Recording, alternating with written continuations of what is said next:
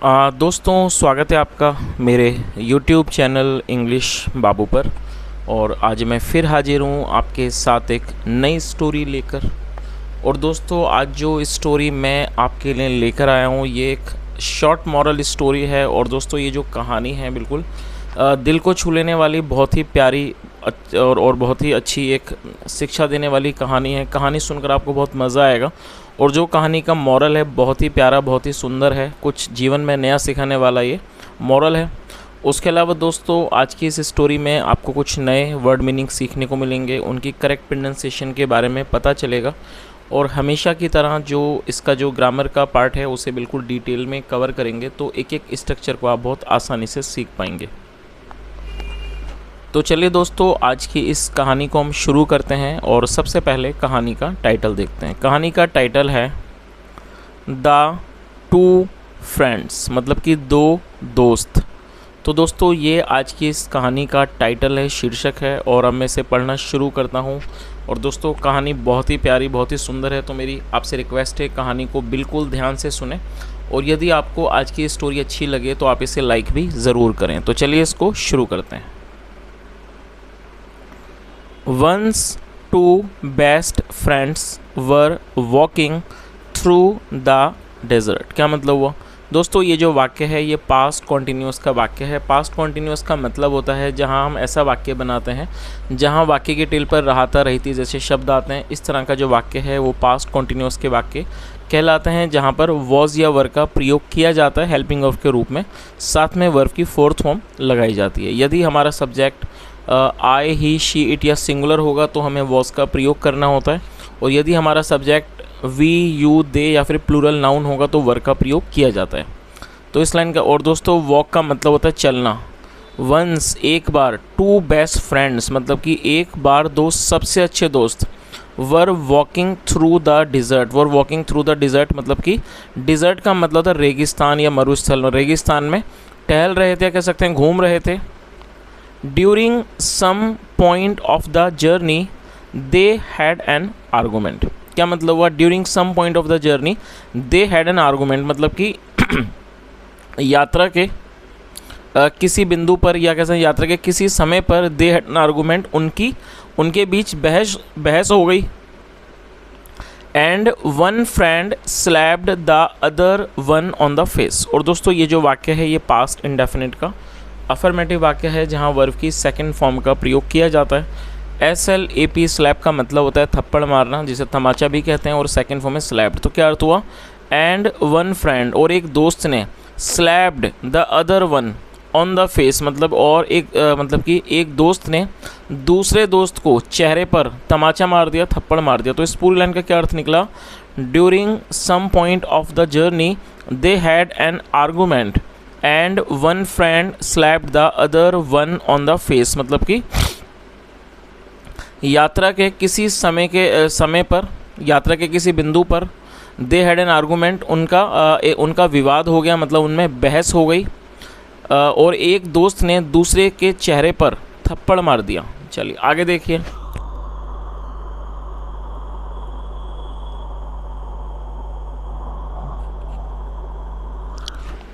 The one who got slapped was hurt but did not say anything। क्या मतलब हुआ दोस्तों? ये जो वाक्य है यहाँ पर हु का यूज़ किया गया है। हु एक रिलेटिव प्रोनाउन है। जब हम किसी का रेफरेंस देते हैं तो हु का यूज़ किया जाता है रेफरेंस देने के लिए।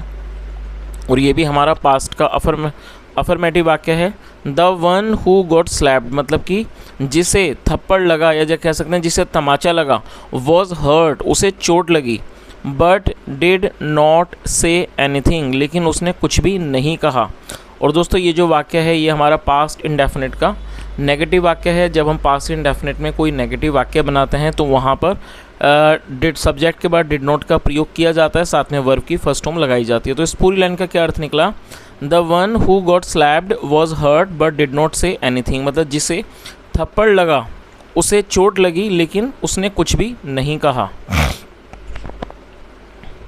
He bent down and wrote in the sand, "Today my best friend slapped me"। क्या मतलब हुआ?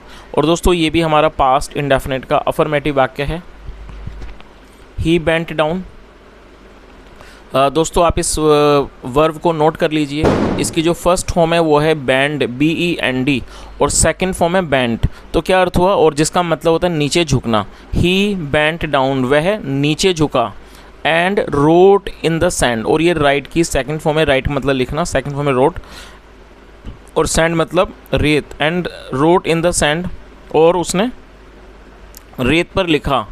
टुडे, आज, माई बेस्ट फ्रेंड स्लैप्ड मी, आज मेरे सबसे अच्छे दोस्त ने मुझे थप्पड़ मारा। तो इस पूरी लाइन का क्या अर्थ निकला, he bent down and wrote in the sand, today my best friend slapped me, मतलब वह नीचे झुका और उसने रेत पर लिखा, आज मेरे सबसे अच्छे दोस्त ने मुझे थप्पड़ मारा। चलिए आगे देखिए।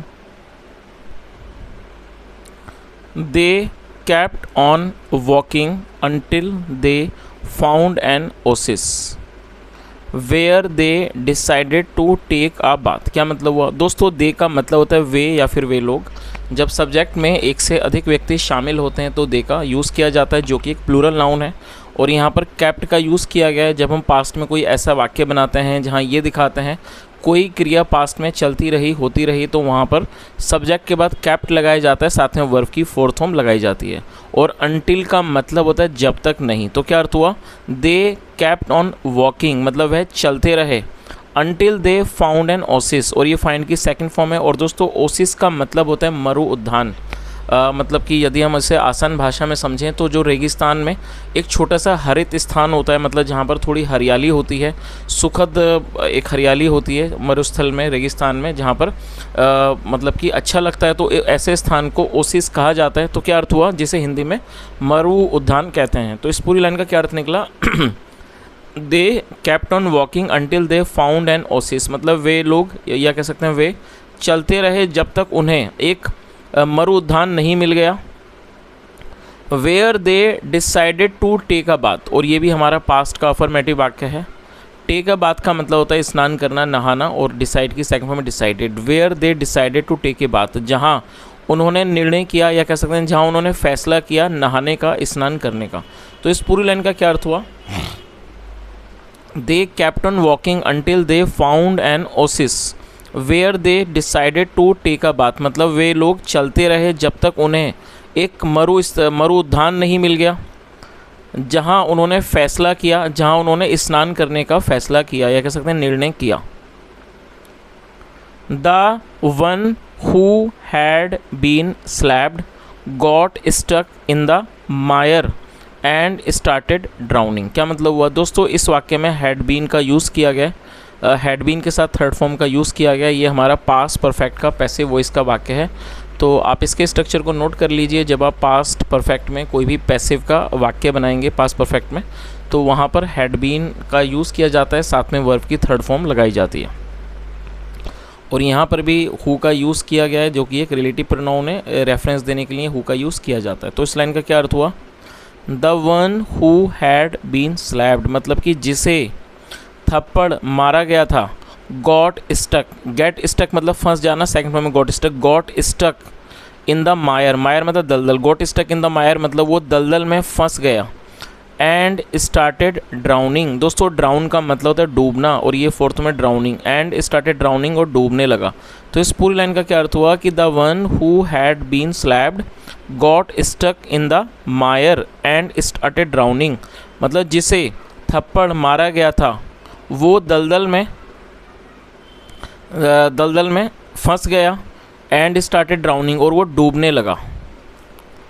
But was saved by his friend, और दोस्तों ये जो वाक्य है यहाँ पर वॉज के साथ थर्ड फॉर्म लगाई गई है। सेव का मतलब होता है बचाना, और ये थर्ड फॉर्म है। तो ये हमारा पास्ट इंडेफिनिट का पैसिव वॉइस का वाक्य है। आप इसके स्ट्रक्चर को नोट कर लीजिए।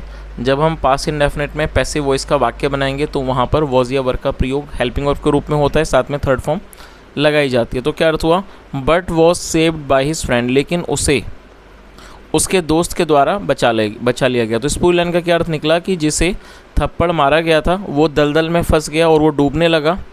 But was saved by his friend, लेकिन उसे उसके दोस्त के द्वारा बचा लिया गया। After he recovered and regained himself he wrote on a stone, today my best friend saved my life. क्या अर्थ हुआ? रिकवर का मतलब होता है उभरना। जब कोई बीमारी वगैरह व्यक्ति को होती है, बीमार होता है और उससे वो उभरता है, उसे रिकवर कहा जाता है। और रीगेन का मतलब होता है दोबारा से होश में आना। आफ्टर ही रिकवर्ड मतलब जब वो ठीक हो गया। एंड रीगेंड हिमसेल्फ और उसको अपने आप में होश आया। He wrote on a stone और ये राइट की सेकंड फॉर्म है। He wrote on a stone, उसने एक पत्थर पर लिखा। टुडे आज माई best friend saved my life, उसने क्या लिखा कि आज मेरे दोस्त ने मेरे जीवन को बचाया, मेरी ज़िंदगी को बचाया। आगे देखिए,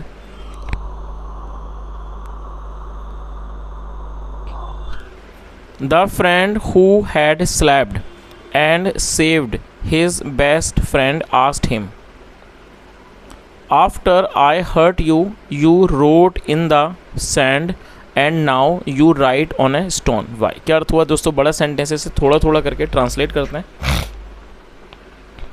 the friend who had slapped, और दोस्तों यहाँ पर देखिए हैड के साथ वर्ब की थर्ड फॉर्म लगाई गई है। ये पास्ट परफेक्ट का वाक्य है। पास्ट परफेक्ट का मतलब होता है पास्ट में किसी क्रिया का पूरा होना, पाए जाना, जहाँ हैड के साथ थर्ड फॉर्म लगाई जाती है। और ये जो है हु, ये रिलेटिव प्रोनाउन है, जैसे मैंने ऊपर आपको बताया था, रेफरेंस के लिए इसका यूज़ किया जाता है। तो क्या अर्थ हुआ? The friend who had slapped and saved his best friend asked him, मतलब दोस्त जिसने थप्पड़ मारा था, and saved his best friend, और जिसने अपने सबसे अच्छे दोस्त को बचाया था, आस्क्ड हिम, उसने उससे पूछा, आफ्टर आई हर्ट यू मतलब जब मैंने आपको चोट पहुंचाई, you wrote in the sand, और ये राइट की सेकंड फॉर्म में उसने क्या कहा कि जब मैंने आपको चोट पहुंचाई, you wrote in the sand, आपने रेत पर लिखा। एंड नाउ और अब, you write on a stone, why, और अब आप एक पत्थर पर लिखते हो, ऐसा क्यों? वाई मतलब क्यों। चलिए आगे देखिए उसने क्या जवाब दिया। The other friend replied, reply मतलब जवाब देना, सेकंड फॉर्म है। द अदर फ्रेंड रिप्लाइड मतलब दूसरे दोस्त ने जवाब दिया। और दोस्तों ये जो जवाब है यही इस कहानी का एक तरह से मॉरल है, आप इसे बिल्कुल ध्यान से सुने। उसने क्या कहा, बहुत ही अच्छी सीख देने वाली ये लाइन है।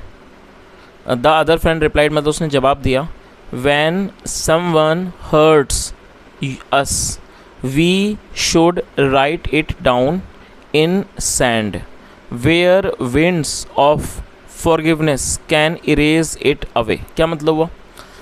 when मतलब कि जब, someone मतलब कोई, hurts us जब कोई हमें hurt करता है मतलब चोट पहुंचाता है, we should write it down in sand। और दोस्तों इस वाक्य में should का यूज़ किया गया। शुड का प्रयोग वाक्यों में सलाह को दर्शाने के लिए किया जाता है। जब आप कोई ऐसा वाक्य बनाते हैं जहां आप ये दिखाना चाहते हैं कि वहां कोई सलाह या सुझाव दिया जा रहा है, तो वहां शुड का यूज़ किया जाता है, साथ में वर्ब की फर्स्ट फॉर्म लगाई जाती है। तो उसने आगे क्या कहा, we should write it down in sand, हमें उसे रेत पर लिखना चाहिए। वेयर जहाँ, विंड्स ऑफ फॉरगिवनेस, विंड्स मतलब हवाएं, विंड और फॉरगिवनेस नाउन है जिसका मतलब होता है माफ़ी। वेयर विंड्स ऑफ फॉरगिवनेस जहाँ माफ़ी की हवाएं, कैन इरेज इट उसे away, can erase it away उसको मिटा सकें। बट लेकिन, when someone does something good, लेकिन जब कोई when someone does something good लेकिन जब कोई कुछ अच्छा करता है, फॉर अस हमारे लिए, we must engrave it on stone. और दोस्तों मस्ट का प्रयोग भी सलाह को दर्शाने के लिए किया जाता है।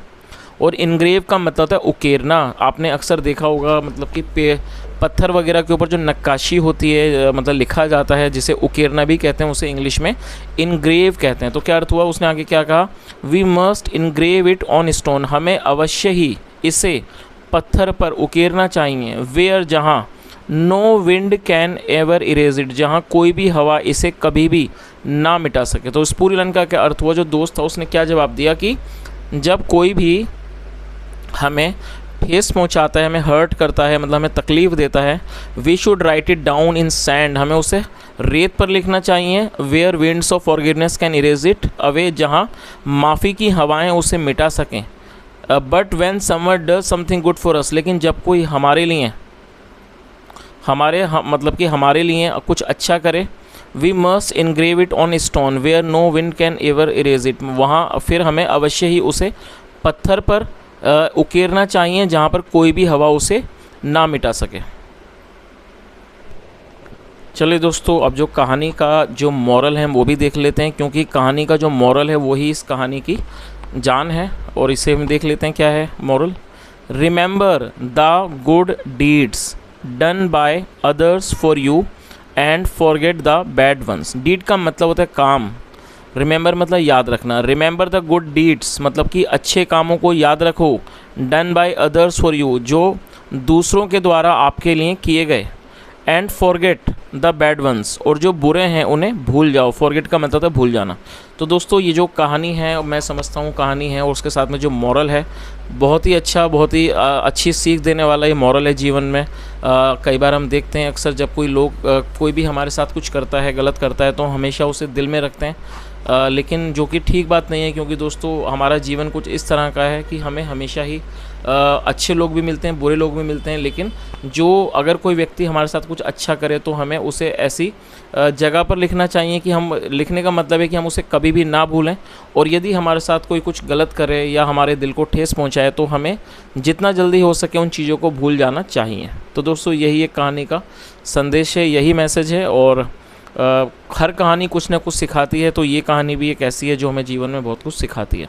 तो दोस्तों यदि आपको कहानी अच्छी लगी हो, मेरा पढ़ाने का प्रयास अच्छा लगा हो, तो ज़रूर इस वीडियो को लाइक करें, चैनल को भी सब्सक्राइब करें। और दोस्तों कहानी के बारे में यदि आप भी कुछ कहना चाहें या फिर कहानी से आपने भी कुछ सीखा हो तो आप कमेंट के माध्यम से ज़रूर बताएं। सुनने के लिए thank you so much. Have a nice day and bye.